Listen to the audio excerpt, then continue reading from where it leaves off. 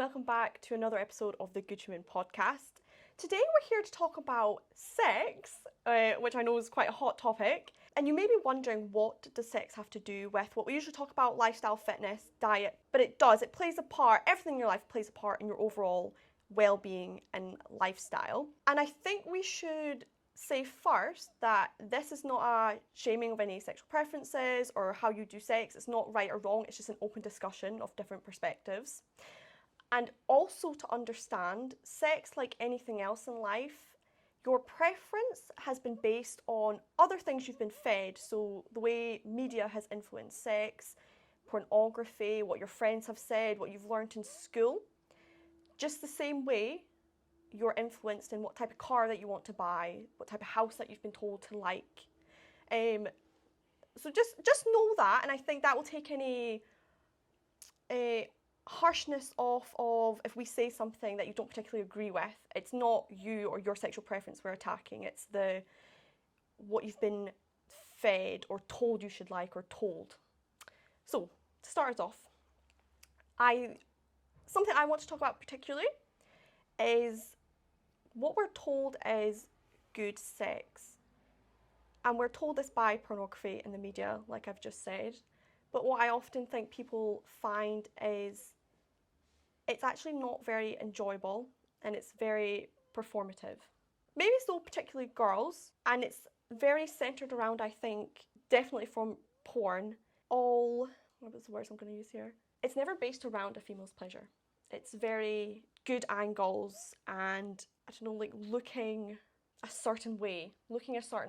And I've always wondered, why do we buy into that if it's not enjoyable? Like, why do we participate in something if it's not enjoyable? And I think that comes back to a bigger issue of we want so desperately to be desired that we will do something that we actually don't enjoy. It doesn't give us any pleasure, and that comes from a place of wanting to be desired by whoever you're with. And maybe this is true for men as well. I'm a girl. I've talked to girls, is like my experience of it all. No, you're exactly right. I think that some men, just like some women, will have given this much more thought than others. And depending on the relationship between, and of course this will go for same-sex partners as well, I would hazard a guess that lesbians probably have a more sympathetic time of it. Yeah. I'm going to hazard that gay men, and I've got a lot of gay male friends, it can lean a little more in the pornography direction. Okay. Again though, it's going to depend on the dynamic of the relationship and the depth of the relationship and the long-termness, you know. So newer partners tend to be a little bit more like, I'm going to really impress you, like with my sexual prowess, yes, you know, or like what I'm willing to do.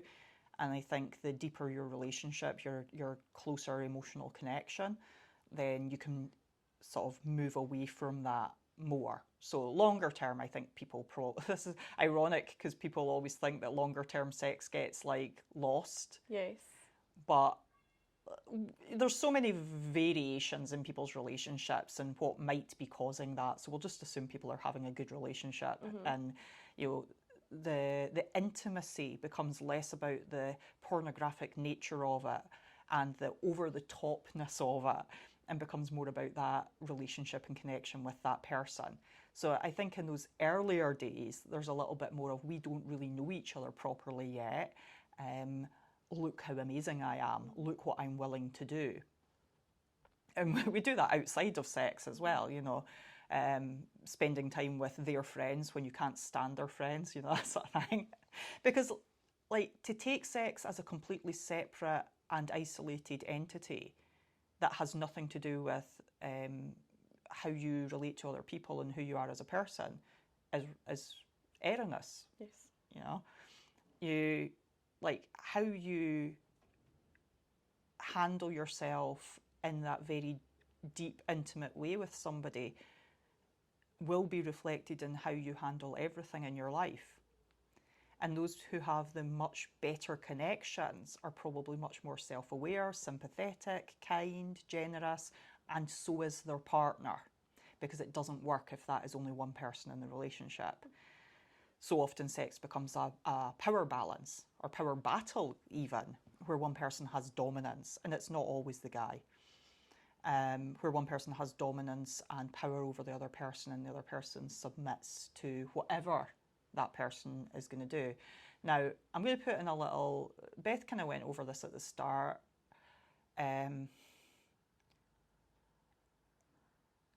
There is plenty of extremes in anything. Okay, so for anybody that's listening to this and they're into power play within sex, like, maybe, cool. Like, I don't know, because I don't know what that looks like in the rest of your life. Maybe you genuinely do just find that entertaining and fun, and the rest of your life is perfectly, like, isn't also a power play, you know? So, for example, like, it doesn't necessarily directly correlate that if you are into, like, sadomasochism, that shows up in your everyday life. And I'm not really that bothered about going to the extremes of, like, because there's so many, like, maybe we'll talk about this someday, like the extremes of sexual behaviour and like why people find certain things stimulating. But I will say that they always, it doesn't matter what it is, it doesn't matter if it's sex, if it's sport, if it's how you talk to somebody over dinner, everything comes back to something you've learned at some point. Everything is ingrained in you from something previous.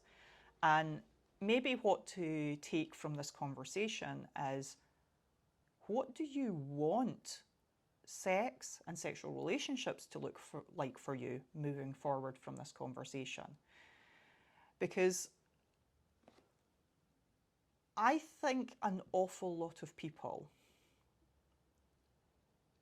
aren't honest, either with themselves or with their best friends.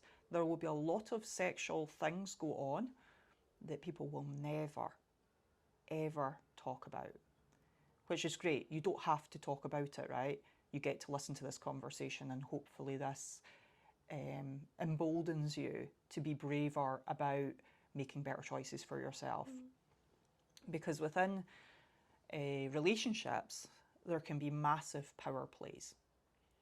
And if there's an imbalance of power in a relationship, occasionally it works, but if there's an imbalance of power in a relationship, that could be like magnified tenfold in the bedroom to the real, I can almost guarantee you neither person is actually really enjoying it. It becomes purely about like extremes and climax, and less about, completely not about connection. And I think that's the area that we're going into, and all the angles from that area, because it's not as simple as going, it's not as simple as going about dominance and submission and, oh no, I'm all right with that, I like that. Do you though? Yeah. A conversation that's came up a lot recently is the disintegration of relationships long term from a female point of view. So women staying single through their adult life, and the finger has been pointed at women becoming more professional, more independent, and requiring a higher standard from their partner. Now, I think that is actually a reflection of what women in this case will accept from a relationship. And I would not be, nobody's having this conversation as far as I know, I would not be surprised if it actually comes down to what women are willing to accept from sex. Yeah. You know, so as women gain position, confidence, better sense of self, less requirement to be looked after. And it looks like, on the surface, and this is very surface level stuff, it looks like women don't need men. But a partnership and a relationship isn't about need. It's about creating a bond. It's about being intensely happy. It is not about need. If women, if relationships, and too many of them exist out of need, If relationships existed in that purest form, and only in that purest form of finding somebody who you deeply connect with and who lifts you up and who will always be there for you and aren't looking to dominate you or power play you or keep you small. They don't tell you what to wear. They don't tell you whether or not you should wear makeup. You know, oh, you going out like that? They don't care about that stuff because the person they love is you. Yep. It's like going back to those conversations about like how you look is the least interesting thing about you. When you really connect with somebody, it's not about how they look. So if relationships were truly that pure love and respect for somebody, we wouldn't be having this conversation about sex. No, we wouldn't. It wouldn't even exist. No. And I think it's almost been taught to us to not view sex like that. To view sex as a performance where that deep intimacy just, like, it doesn't matter. And we've been taught that through porn, and that's one of the reasons I hate porn.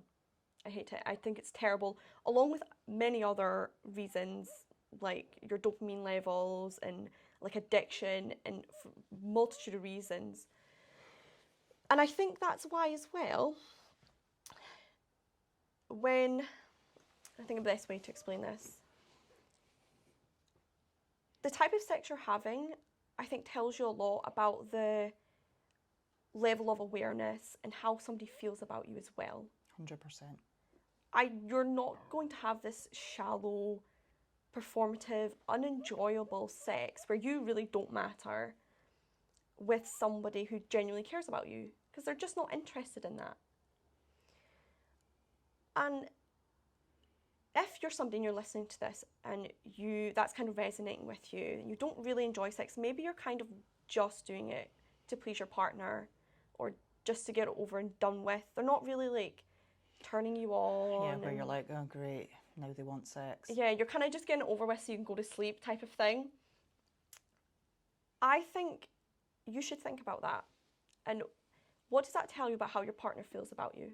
If they don't care about your pleasure or you having a good time, or even the sheer fact that you don't really want to have it with them.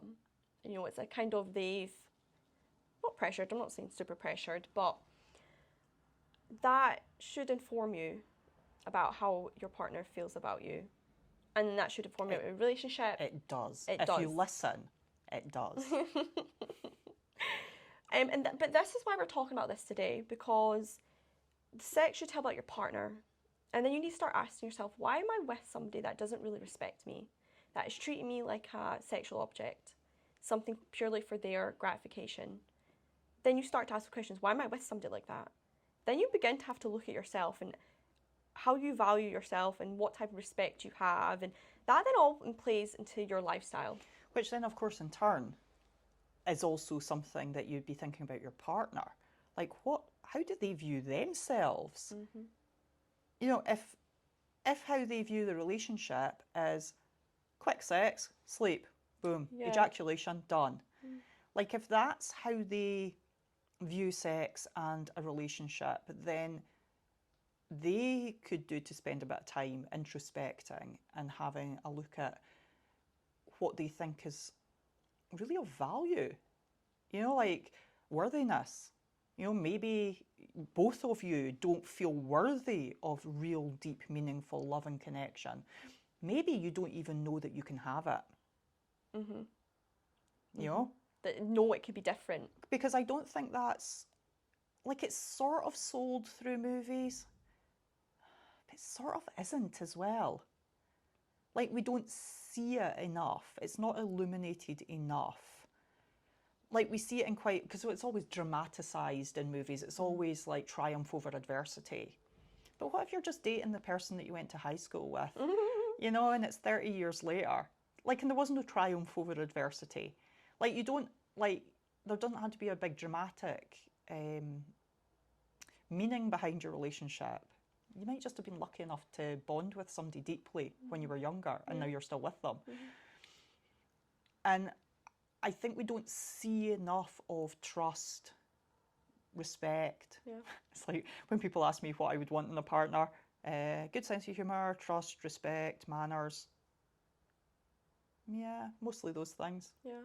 Do you know what I've always said? It's because you've just said those things. I hear my friends say things like, oh, they were terrible, like, in bed together or whatever. I'll not use the slang word. Good sex is, you're not born innately, like, knowing how to do that, right? Either whatever good sex is. It's learned. It's learned. It's learned through, like, a partnership of being with somebody. And I've always said this, when my friends would, I don't know, meet somebody and sleep with them or whatever, and say it wasn't very good, two people come together and they learn how to make it good. Mm-hmm. It doesn't just happen. And this is why I'll argue the point as well, one night stand sex is not good sex. It never will be. And then that begs the question, why are you doing it? It could be a good high. It could be a good high.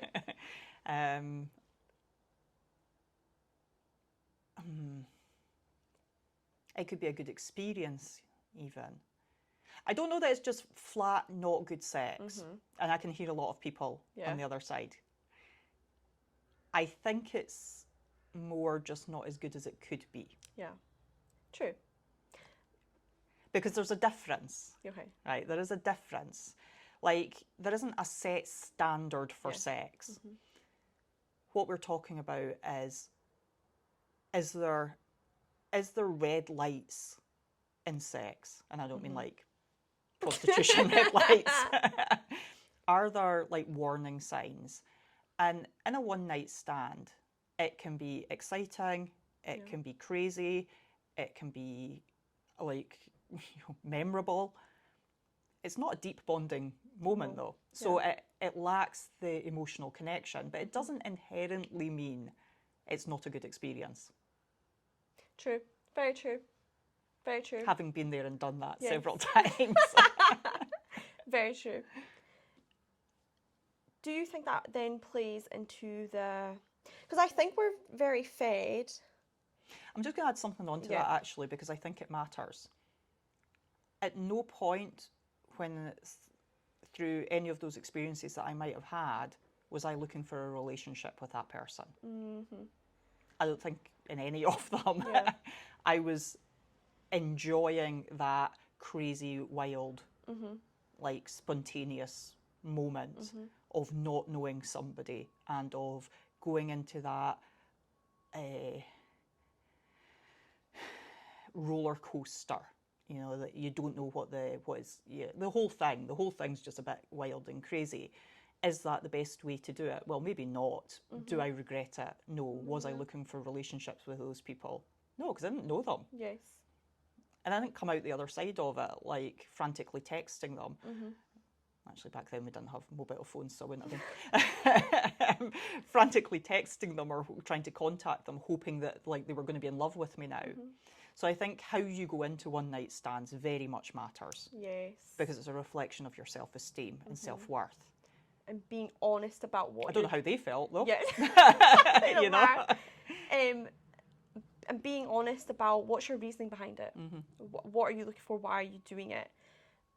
But what I was going to say, I feel because of dating apps and everything nowadays, we live very much in a hookup culture. And I hypothesize that it further stops us having those connections and that bonds. And I think a lot of people go into the hookup culture, really what they're after is intimacy. But I think they settle for sex, hoping that that comes out of it. But I think that hookup culture... Yeah, I think people have got very low expectations for themselves and their self-worth. Yeah. You know, like, so if you think about somebody, like, repeatedly, desperately, you know, swipe, which way do you swipe? I'm not sure, so I don't use it either. Swiping positively for, like, people, and they're just like, yes, yes, yes, yes, yes, yes, just hoping that they'll catch a fish, you know? Like, what are they really looking for? Like, and I think there's maybe the odd person out there that's comfortable just, like, randomly having, that's just at that point in their life, they're not looking to meet somebody permanently. Yes. You know, so maybe like they're just looking to have sex. I guess there's people that probably will fall into that category.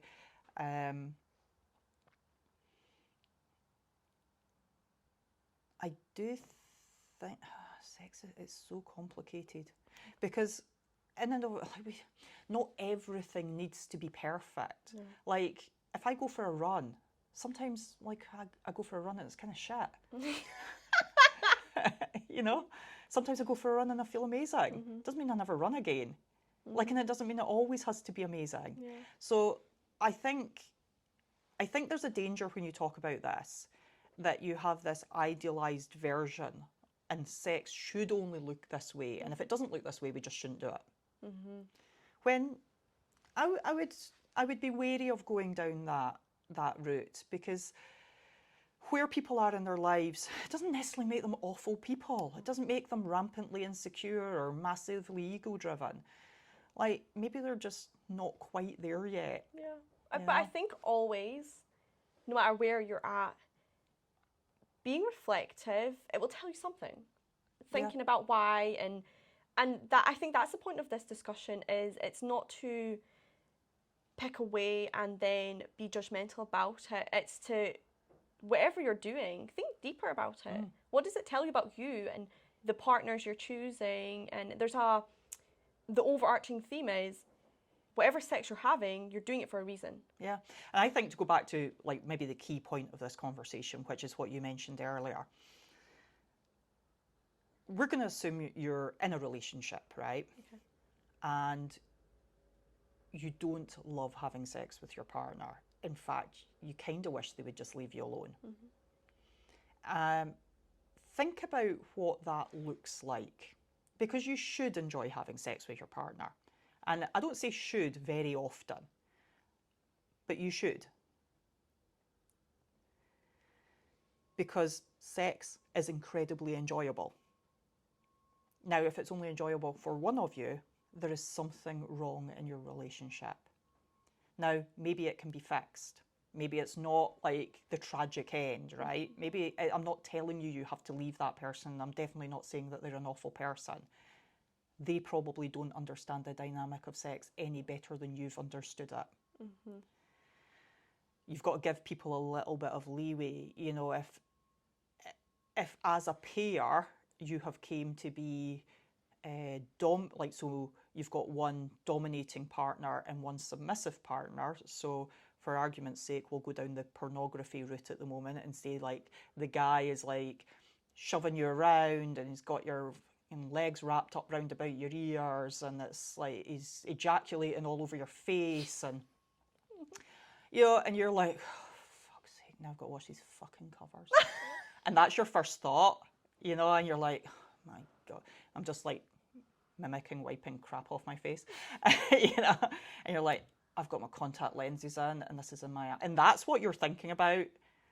Like, you're not thinking, oh my God, this is amazing. Like, if you do find that amazing, genuinely, you instigated it, have at it. Like, but do give this a bit of thought as to whether or not you just felt completely undignified and uncomfortable, and now your hip kind of hurts, and you didn't say anything. Because he thinks he's having the time of his life, but actually he's just copying something he watched in a porno when he was 16. And he thinks it's making you happy. Yeah, because you're not saying anything. Yeah. And I think, why don't people say anything then? And I think it's because they're scared that their partner will then think they're boring or not attractive or vanilla. Or even that they just think that's what sex is supposed to look like. Yeah. Like they don't know to say something. If you're not enjoying it. Yeah. But what I will say, if your partner cares about you as a person and you tell them that you're not enjoying that, I want to do this instead, they should be all for that. They should be all for your enjoyment and pleasure. If they don't care and disregard it, that is telling you about the person that you're dating. That's why sex matters. It's why it matters in context to the rest of your life and your relationships. It tells you an awful lot, and it's really condensed and highlighted in that moment about your sense of self-worth. So it's like when people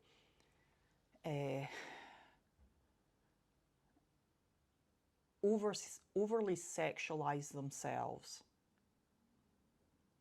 through how they look. There's a reason behind it, because it takes effort. It does. Okay, so you've intentionally done it. And you'll be sitting there going, oh, I like it, I like having the attention. Okay, well, why? Why do you like having the attention? Oh yeah, I like just getting dressed up, and I like, oh damn it, oh, I'm rampantly insecure and feel like I've got a little bit of power when people stare at me. Oh god damn. Yeah. Yeah, and it's the same with sex. If you're putting up with something that you genuinely don't enjoy, you're looking for that validation, that approval. Oh yeah, you're good at sex. They're good in the bedroom. They're wild. Yep. But you genuinely don't enjoy it. It's the same thing. It's very complicated because everybody's experience is so different. Because there's like more than one person involved. You've got that combination of two complicated individuals coming together. I think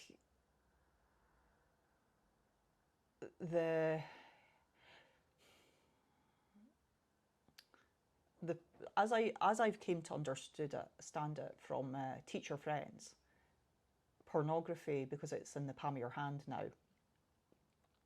is becoming more prevalent amongst very young people. And I can't really see getting that imprinted in you at such a young age. They're going to, like, for them to escape that, they're going to have like a wonderful partner. Yeah. Like, they're going to have to unlearn that so that they can have like a meaningful, and it doesn't mean they can't unlearn it, right? I just think it's an uphill struggle, right? They would have to meet with incredible partners who can like help them see a better way to unlearn that idea of this big ridiculous performance that really, honestly, when you think about it, is rather absurd. It's such a shame. Porn is like an addiction. It's like any other addiction with the way it plays on your dopamine levels. You are getting these young kids addicted to something from such a young age. They don't even know. I'm sure I read somewhere that 2 out of 3 men have a porn addiction. The way that just even fucks with like your mental health is insane. And I think often we can put a lot of blame onto the people that are wanting us to do these performative things that we don't enjoy. But it's so important to understand where that comes from. These people it's been ingrained in them in such a young age. It's messing with their dopamine levels. So then they have to look at more extreme things. And that just keeps repeating. It gets more extreme to get their dopamine levels up. And what you find is these young men or any man or anybody with a porn addiction is no longer enjoying the sex themselves because they cannot replicate the dopamine hit that they're getting when they watch porn in real life when they're having sex. So it's leaving both people so empty, no connection. I think, man, every conversation is always going to come back to this same thing. Self-awareness. Yeah. You know, I watched this lovely YouTube documentary. What's the guy's name? Peter Santinello, I think. He travels around America interviewing people, and he's been back to this same guy twice, who's Amish, and this guy lives on his own, is self-sufficient, and it's really endearing because he so chooses to live outside of society in a way that's quite innocent. And so he was asked about like a wife, a partner. And from the first documentary to the second one, he'd been inundated with people messaging him because he said he was single. And you're like, what's so appealing about that? Why was he inundated? This odd-looking little guy that lives in the middle of nowhere, runs around in his bare feet all day, yet doesn't even live in a proper house, inundated with people wanting to marry him. Like, why is that so appealing? Because he's outside of that cultural garbage. Yep. Where he's not been contaminated. Now, it so happened in the second documentary, he was actually asked if he ever has to take evasive action against the world's influences. And he's thought about all these things plenty. And he said that he once found a pornographic magazine lying at the side of the road. And he had to very consciously choose not to look at it because he didn't want to put those images in his mind. Like, talk about self-awareness. The discipline in that Wow. as well. Yep. That is a level of self-awareness. For somebody who's so innocent, that is an incredible level of self-awareness. Yeah. Because remember, and this is the bit that people find so hard, and as a professional in a field where I try and help people, trying to get people to understand that taking responsibility and ownership for yourself is not a bad thing. It is not something you should be afraid of. It is incredibly hard to get people to go, actually, I am responsible. I have the opportunity and the power to make my life look a certain way. And people will internally, they will rage against this, and they will be like, no, it's because of the news, it's because of this, it's because of that, it's da-da-da. Choose not to open the magazine. Yep. Choose. Yep. Just open. Yesterday or the day before, I put up a post on my Instagram which was audit your social media and audit it hard. Remove everything that makes you roll your eyes or triggers you. Just remove it. Sure, okay, it turns your Instagram into an echo chamber, but your Instagram should just be entertainment. There's thousands of really, really good accounts on there that you can follow and learn things, or even just see nice things. Like, so I follow ones about people like hiking in the wilderness. I'm not really learning anything, it just looks nice. I've done it, and I do it over and over again. If there's something on there that triggers me and sucks me in, I just get rid of it. Because guess what? You can choose. You can choose. You can choose not to have things that are coming from the external world that change you. And if you're being triggered, you're being changed. But you're choosing it. Yeah. And you can choose this all the time. And this is incredibly difficult for people. But you've got to practice it. You've got to try and make choices for yourself that lead to a better quality of life for you. And like, one of the most in-your-face parts of your life is your relationship. And your relationship, if you're in a romantic relationship, then there's probably sex. I know there's not always, and that's cool too. There's probably sex. What does your sex tell you about the choices that you're making for yourself and the choices that your partner is making for themselves? Because if they're in a position where they are overwhelmingly dominating you and degrading you in sex, are they really enjoying that? Or do they just think they should be doing it? Yep. And if they are, they've got a lot to work on. what is that? Yeah, that's your partner that enjoys degrading you. Yeah, they've got a lot to work on. It's like a magnified version of your relationship. Yeah. In those 4 minutes that you're having sex. Damn, that long? Yeah. I think there's a lot. You could shoot off in so many different directions talking about this, because there's so many elements to it. But if I think people should take away anything from a conversation like this, it's to be brutally honest. Like, do you really like, and I am asking, do you really like having your legs wrapped around your ears and somebody hammering you. Like, are you having a great time in that moment? Like, are you? I'm not telling you you're not. I'm getting you to say, like, are you? Yep. Do you genuinely enjoy it? You know, if they're like ramming their cock down your throat, I hope that doesn't get us like crushed on YouTube. Just woof, suppress. And you're gagging and you're choking, and water's coming out your eyes. Like, is that the best time you could be having?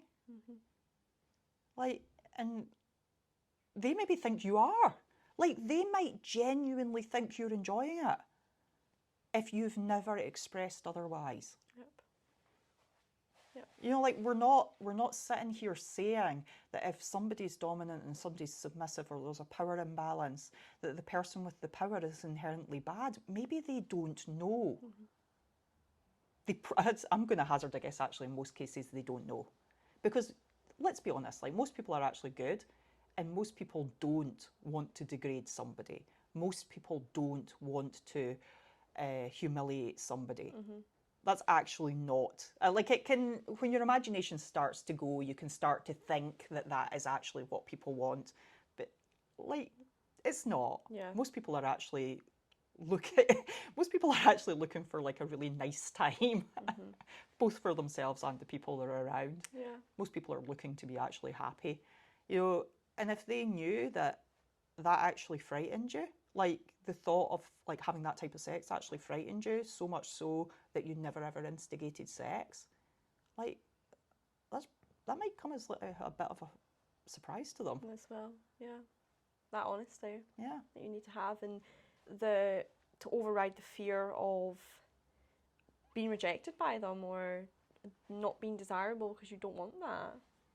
Yeah. Okay. I think you made a good point as well, that we're not here to tell people what's right and wrong and what you should and what you should not enjoy. It's just to think deeper about why you're having it and what does that say about your partner? What does that say about you? What does that say about how you feel about yourself? Are you really enjoying the things you're doing? Yep. Like, think about that carefully. Like, when you feel like your hip's going to dislocate, why are you allowing it to carry on? Because in any other day or minute of your life, if I walked into your, like I coach people, right? Imagine in the gym, I'm like, no, leg further, push your leg further, push it further. Like, you're just not going to do it. You're going to go, no, Anne, that hurts. I don't want to do that. Why do you want me to do that? That's stupid. Good point. So why allow it in the bedroom? Yeah. Where it really, really, really, really matters.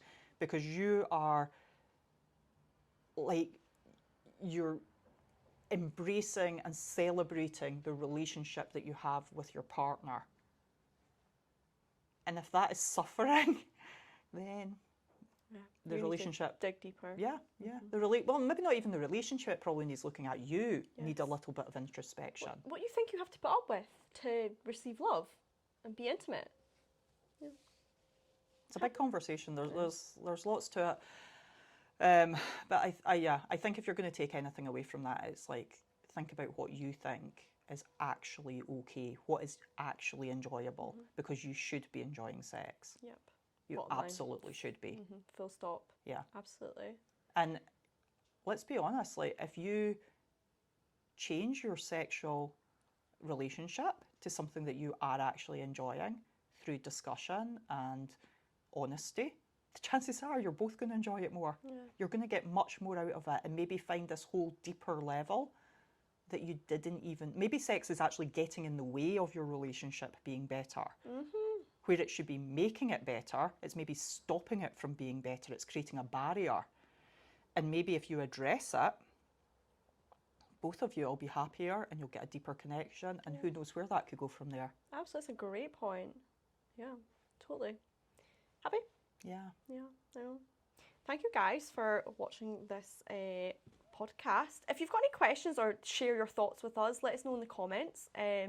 Like and subscribe, that would really help us. And we will be back next week with another episode of the Good Human Podcast. Thanks, guys. Bye for now.